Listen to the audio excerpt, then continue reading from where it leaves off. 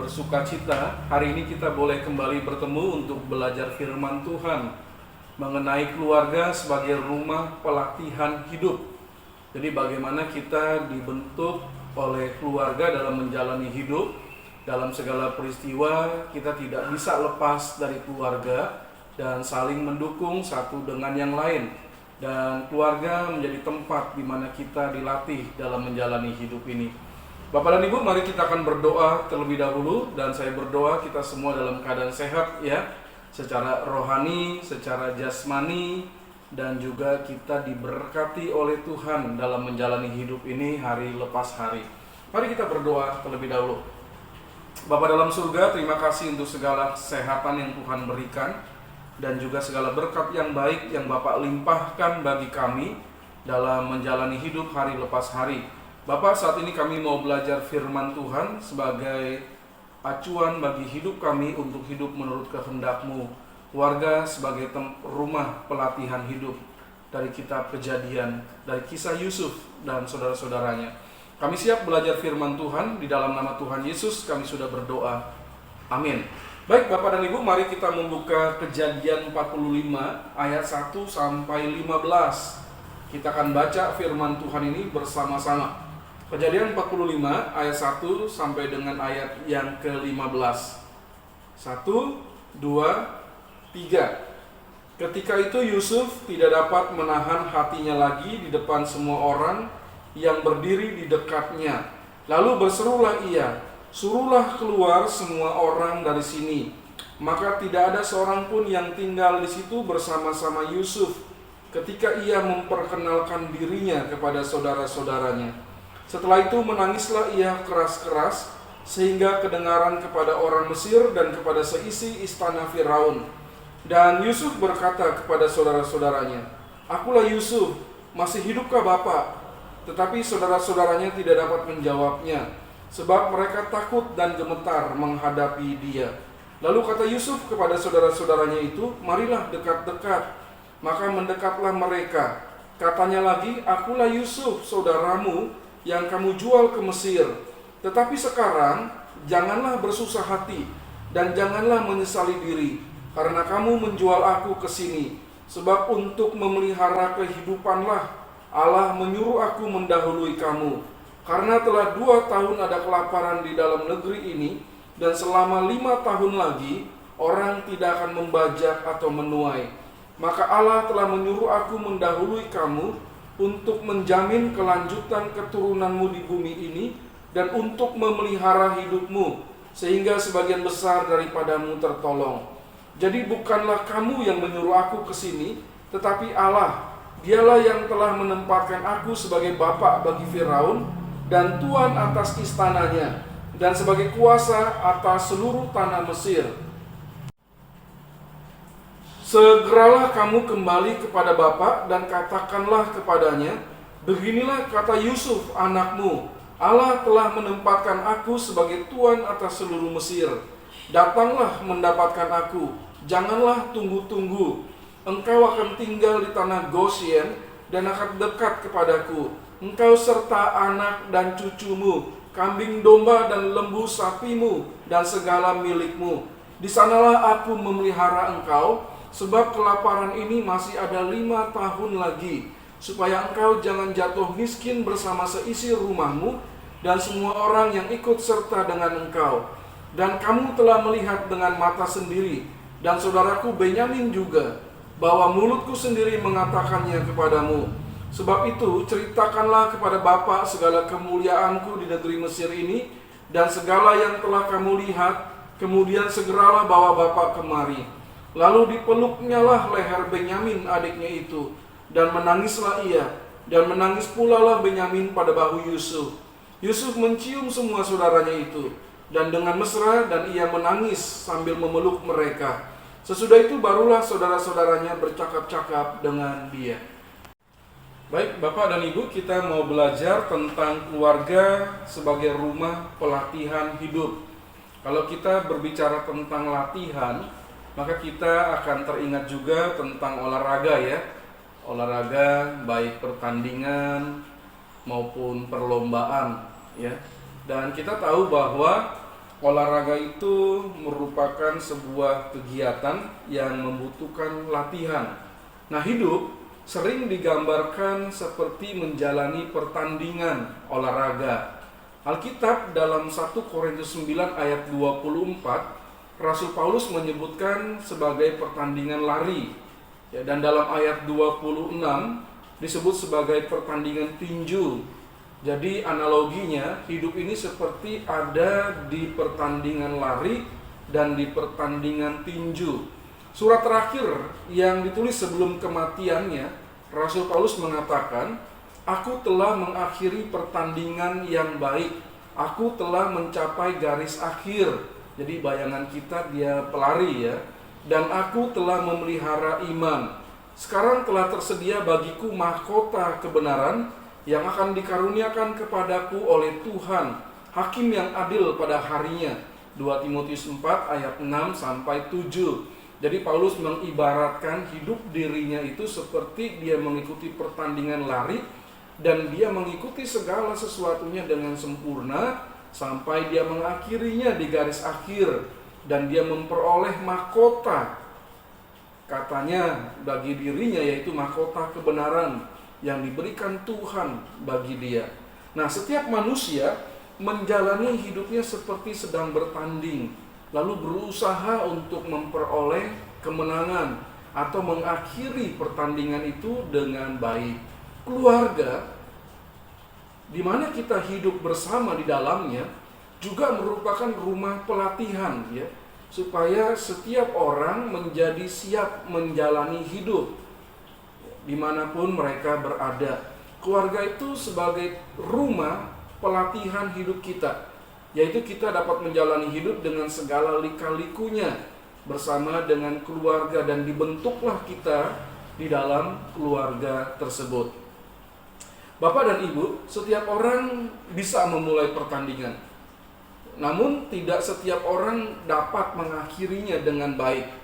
Dan untuk mengakhiri pertandingan yang baik, setiap orang pasti menghadapi tantangan. Hal itulah yang dialami oleh Yusuf. Ia dibenci, dia dijual oleh saudara-saudaranya sendiri, keluarganya yang menjual dia. Dia difitnah ketika dia ada di Mesir, lalu dimasukkan ke dalam penjara. Dia sangat menyedihkan hidupnya, tetapi Yusuf orang yang tetap fokus dalam hidupnya. Dia tidak mau dikalahkan dengan tantangan-tantangan itu, dan dia fokus kepada Tuhan. Dia mempersembahkan hidupnya dan seluruh tujuan hidupnya kepada Tuhan. Lalu Yusuf berhasil menyelesaikan pertandingan dalam menghadapi tantangan hidupnya, dan dia bisa keluar sebagai pemenang.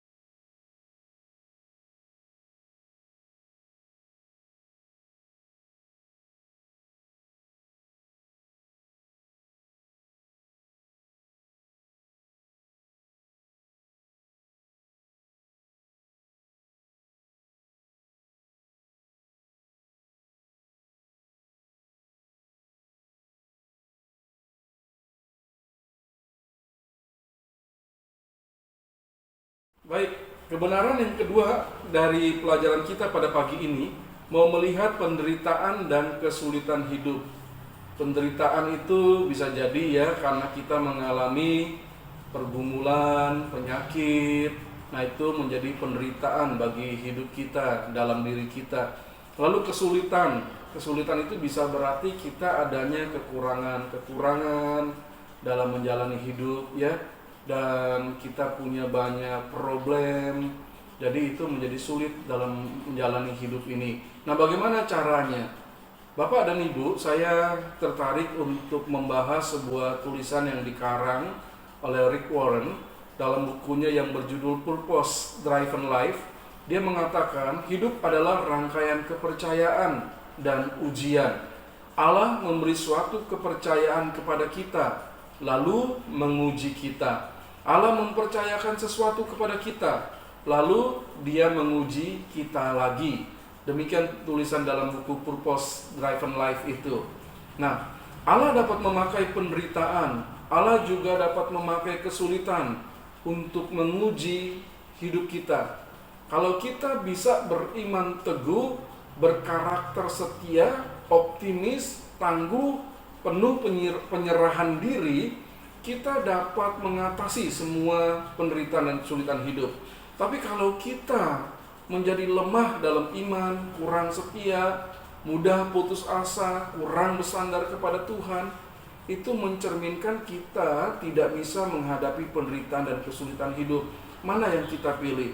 Pasti yang positif, ya, yang harusnya kita miliki dalam hidup ini. Nah, hal itu nampak dalam cara kita menyikapi atau menghadapi penderitaan dan kesulitan hidup. Bagaimana sikap kita menghadapinya? Yusuf, dia menjalani hidup yang dipercayakan Tuhan kepadanya dengan hidup yang baik. Kalau kita membaca kisah Yusuf dalam kitab Kejadian, Yusuf ini orang yang dekat dengan Tuhan. Dia menghadapi ujian, dia menghadapi penderitaan, kesulitan, tetapi dia bisa menjalani hidupnya dengan baik karena dia bersandar kepada Tuhan. Dia positif, dia tangguh, ya.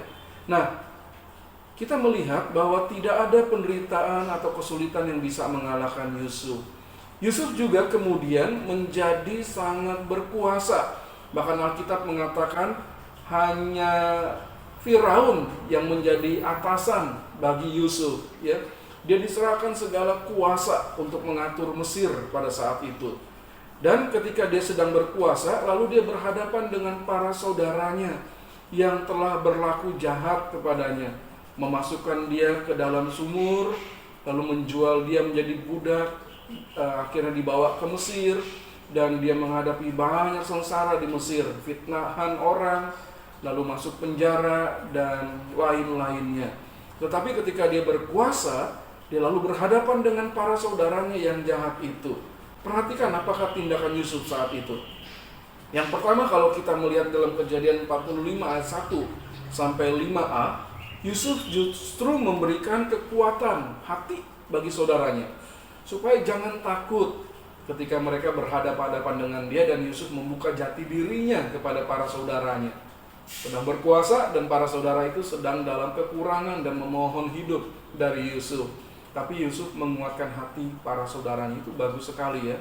Yang kedua, Yusuf meyakini bahwa Allah yang telah mengarahkan seluruh hidupnya bagi kebaikan hidup mereka, ya. Jadi jalannya lika-liku hidup Yusuf itu, dia yakin bahwa Allah lah yang sudah mengarahkan supaya mendatangkan kebaikan bagi hidup para saudaranya. Kejadian 45 ayat 5 akhir sampai ayat yang ke-8. Lalu yang ketiga, inilah Yusuf, ya. Dia merencanakan hidup yang baik bagi setiap saudaranya yang sudah bertindak jahat kepadanya. Kejadian 45 ayat 9 sampai 10. Dia merencanakan suatu tempat di Mesir, di daerah Gosien. Itu suatu daerah yang subur, dan dia mau menempatkan seluruh keluarganya, saudara-saudaranya dan ayahnya di tempat itu karena dia berkuasa dan dia bisa melakukannya. Baik Bapak dan Ibu, mari kita diskusikan bersama poin nomor 2 tadi ya, yang sudah kita belajari, penderitaan dan kesulitan hidup. Bagaimanakah cara kita melawan penderitaan dan kesulitan hidup ini? Ada pengalaman dari Bapak dan Ibu? Ya, kita harus menjadi orang yang tangguh, yang selalu berpikiran positif, penuh penyerahan kepada Tuhan yang terutama, dan berharap penuh bahwa Tuhan akan menolong kita mengatasi segala derita dan sulitnya hidup ini. Ya, jadi fokus kita adalah Tuhan, dan bersama dengan Tuhan kita menghadapi derita dan sulitnya hidup ini. Yang kedua, kita melihat pengalaman Yusuf, ya. Dia dibuat susah, dia dibuat menderita oleh para saudaranya. Nah, bagaimana kalau ada orang yang membawa hidup kita menjadi menderita? Apakah sikap kita? Ya, kita perlu meneladani Yusuf, ya, bahwa dia senantiasa mengarahkan bahwa segala peristiwa hidupnya itu bisa mendatangkan kebaikan. Dan dia merasa bahwa Allah tidak pernah melepaskan dia dari segala jalan hidupnya. Lalu kita berpikir, ya, bahwa Yusuf masih tetap memikirkan hal-hal yang baik bagi orang yang sudah membuat dia menderita. Itu yang bisa kita lakukan dalam hidup kita kalau ada orang yang membuat kita menderita. Yang ketiga, bila keluarga menjadi akar pahit bagi kita, bagaimanakah sikap kita terhadap keluarga? Yusuf tuh pahit sekali, ya, dengan para saudaranya. Tetapi bagaimanakah sikap dia? Dia mau mengampuni, ya. Dia mau melupakan. Dia tidak lagi menaruh dendam kepada para saudaranya. Nah, ini yang harusnya juga ada dalam setiap diri keluarga. Jangan sampai ada akar pahit yang bisa membuat dia tidak menjadi nyaman dengan keluarganya. Diampuni, dilupakan, dan kemudian ya memikirkan hal-hal yang baik bagi keluarga. Baik, poin yang ketiga, kita akan belajar tentang bersatu menghadapi kesulitan. Nah, saya berpikir keluarga tidak boleh berpisah atau tidak boleh sendiri-sendiri ketika ada kesulitan di dalamnya. Keluarga perlu menghadapi segala kesulitan dan bersatu untuk memperoleh kemenangan. Keluarga yang harmonis, teguh dan erat bersatu itu harus saling menolong ketika anggota keluarga menghadapi kesulitan. Kalau suami yang menghadapi kesulitan, bapak yang menjadi suami, apa saja kesulitan sebagai seorang suami, seorang bapak, seorang laki-laki? Ya, ketika bekerja, ya, mungkin ada kesulitan di dalam menghadapi pekerjaan, ada hubungan dengan teman-teman sekerja yang mungkin membuat tidak nyaman. Nah, apa yang harus dilakukan? Istri harusnya memberi dorongan semangat ketika melihat suaminya sedang menghadapi masalah, bukan memperparah dengan omelan-omelan yang tidak berguna. Ya, orang sudah sulit diomeli, ya mungkin melihat suaminya nggak semangat, itu ya ditanya dulu kenapa tidak semangat. Jangan langsung ngomel, langsung memberi, ayo semangat, ayo kerja, cepat sana, gitu ya. Nah, orang nanti jadi sedih juga atau menjadi marah, ya, karena dapat omelan. Lebih baik disemangati, didorong dengan hal-hal yang positif. Orang tua harus memberi dorongan yang membangun ketika anak-anaknya merasa frustasi atau sedih, ya. Bisa jadi anak-anak itu kan menghadapi hidupnya di masa sekarang, apalagi ya, teman-temannya mungkin bisa punya barang-barang yang mewah. Nah, anak-anak kita yang nggak bisa memiliki hal seperti mereka, ya bisa jadi ada perasaan minder dari anak-anak kita, ya. Jangan Pak Pendeta nggak mungkin begitu. Bisa jadi, ya, kita nggak menghadapinya sekarang, tapi anak-anak yang menghadapinya. Nah, mereka mungkin bisa punya perasaan seperti itu, atau mereka dirundung, ya, dibully oleh teman-temannya lalu merasa sedih, atau teman-temannya hebat dan anak-anak tidak sehebat teman-temannya, lalu mereka merasa kok saya nggak bisa seperti teman-teman saya. Nah, sebagai orang tua, berilah dorongan yang membangun ketika anak-anak merasa frustasi atau sedih, ya. Kita beri semangat, ayo kamu belajar, nanti kamu bisa jauh lebih hebat dari mereka, ya. Kamu berdoa, atau kita memberi dorongan barang-barang mewah tuh nggak harus kita miliki. Kita bersyukur dengan apa yang ada. Hal-hal yang positif kita bisa tanamkan di diri anak-anak kita. Nah, anak-anak itu bisa menjadi anak-anak yang tangguh, berkepribadian yang baik, berkarakter yang mulia. Hal itu ditentukan dari cara dan sikap kita sebagai orang tua dalam mengasuh mereka, ya. Jadi keluarga harus menghadapi kesulitan itu secara bersama-sama. Coba didik juga anak-anak kita ya. Kalau melihat orang tua sedang punya masalah, mintalah anak-anak kita, yuk anak-anak berdoa. Papa, mama, bapak, ibu sedang punya masalah, tolong doakan masalah kami. Tidak ada salahnya kalau itu tidak terlalu rahasia ya. Orang tua memberitahu permasalahan kepada anak-anak supaya mereka bisa ikut berdoa. Ataupun itu rahasia, bilang saja tolong doakan. Nanti Tuhan tahu apa masalah papa, mama, bapak, ibu ya. Tolong doakan saja. Nah, itu mendidik keluarga untuk menghadapi setiap kesulitan itu bersama-sama. Nah, Yakub dia menghadapi kesulitan hidup, yaitu ancaman bahaya kelaparan karena kemarau panjang. Yakub dan seluruh keluarga besarnya mereka menghadapi kelaparan ya. Lalu menghadapi mara bahaya tersebut mereka harus bergotong royong. Yakub memerintahkan anak-anaknya ya pergi ke Mesir. 10 anak laki-lakinya disuruh pergi ke Mesir untuk membeli bahan makanan. Hanya Benyamin yang tidak ikut karena dia masih kecil atau menjadi anak kesayangan Yakub ya. Jadi anak bungsu dia menemani Yakub di rumahnya di tanah Kanaan. Namun di Mesir anak-anak Yakub tidak diizinkan oleh Yusuf untuk membeli bahan makanan sebelum mereka membawa Benyamin. Ya, akhirnya mau tidak mau mereka pulang beritahu kepada Yakub bahwa Benyamin harus ikut mereka untuk bisa membeli makanan lagi. Dan akhirnya Yakub dengan berat hati karena merasa kelaparan ya, semua orang yang bersama dia juga lapar, merestui anak-anak itu membawa Benyamin ke Mesir. Dan di sanalah kemudian Yusuf memperkenalkan dirinya, lalu memberikan bahan makanan yang berlimpah bagi saudara-saudaranya dan untuk ayahnya beserta dengan orang-orang yang tinggal di rumah ayahnya. Lalu ancaman bahaya kelaparan itu bisa ditangani oleh Yusuf dan keluarga Yakub ya, seluruh anak-anaknya kemudian bisa bersatu lagi dan mereka bertemu dengan Yusuf yang dahulu mereka jual. Kita melihat ada sikap, ada perbuatan yang baik dari keluarga Yakub ya, mereka bersatu menghadapi kesulitan bersama sebagai keluarga. Kakak-kakaknya Yusuf, Benyamin dan Yusuf akhirnya juga bisa bersatu. Mereka menghadapi kesulitan yang timbul dan keluarga mereka tidak sampai kelaparan dan tidak sampai binasa akibat lapar. Mari pikirkan dan diskusikanlah. Penderitaan atau kesulitan yang disikapi dengan bijaksana itu akan membawa manfaat positif. Misalnya, manfaat apa yang bisa dipetik dari penderitaan sakit atau kesulitan keuangan untuk membiayai pendidikan anak-anak? Bisa nggak kita berdiskusi apa yang bisa diambil manfaatnya kalau orang sakit, keluarga sakit, atau sedang kekurangan ya dalam hal ekonomi untuk membiayai pendidikan anak-anak? Apa yang positifnya dari situ? Ya, kita bisa melihat ya, kita harus menghadapi semua bersama. Kalau ada anggota keluarga yang sakit, yang lain mendukung dalam doa, ya perlu mencari obat, ya perlu mencari kesembuhan bagaimana supaya yang sakit dalam keluarga kita bisa sembuh. Lalu bagaimana kekurangan yang terjadi dalam keluarga kita bisa diatasi bersama-sama ya.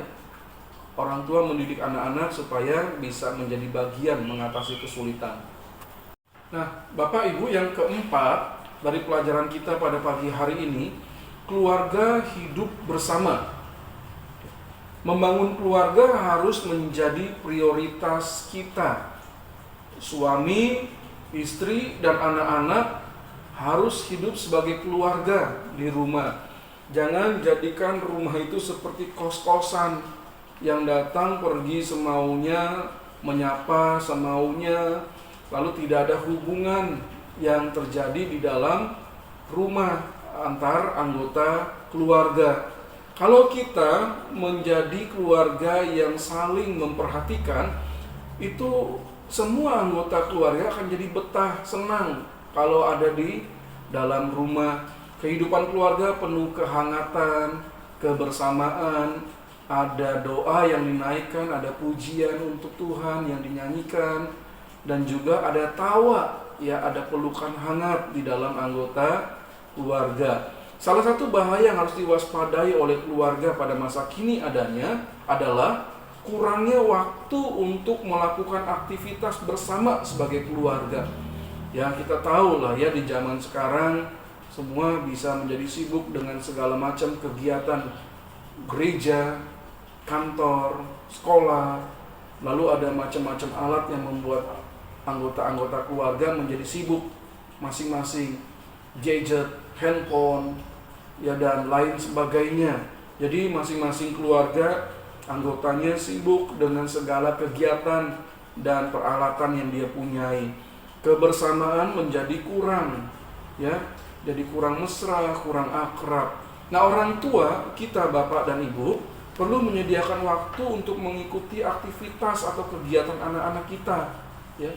Misalnya anak-anak kan sudah gede juga Pak, anak-anak, tetapi kita perlu ya bertanya kepada mereka, kita perlu tanya bagaimana perasaan mereka, apa saja kegiatan mereka, dan apa yang bisa kita lakukan untuk mereka. Lalu kita bisa sama-sama ya, misalnya menonton pertandingan, atau kalau anak-anak kita ada lomba, ada tampil, ada kegiatan, kita ikut ya, kita nonton dia. Itu anak akan senang ya.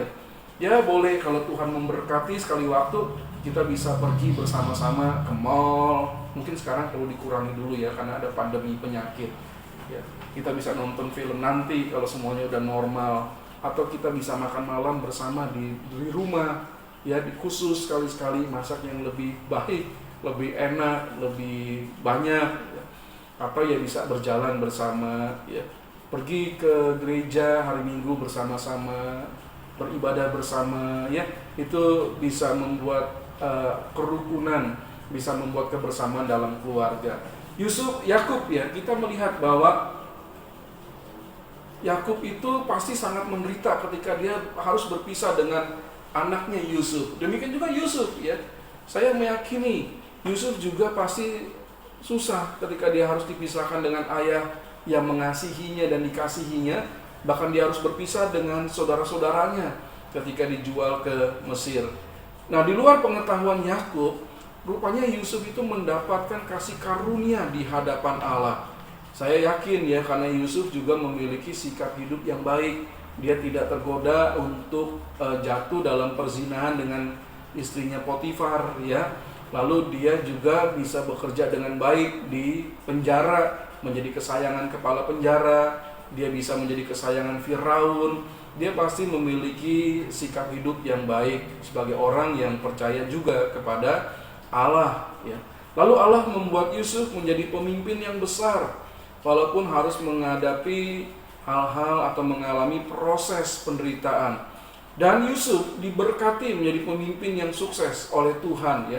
Kalau kita melihat pengalaman hidup Yusuf dari Kejadian 43 ya, dan Kejadian 37, Yusuf bersandar percaya kepada Allah yang berkuasa menolong dan memberkatinya.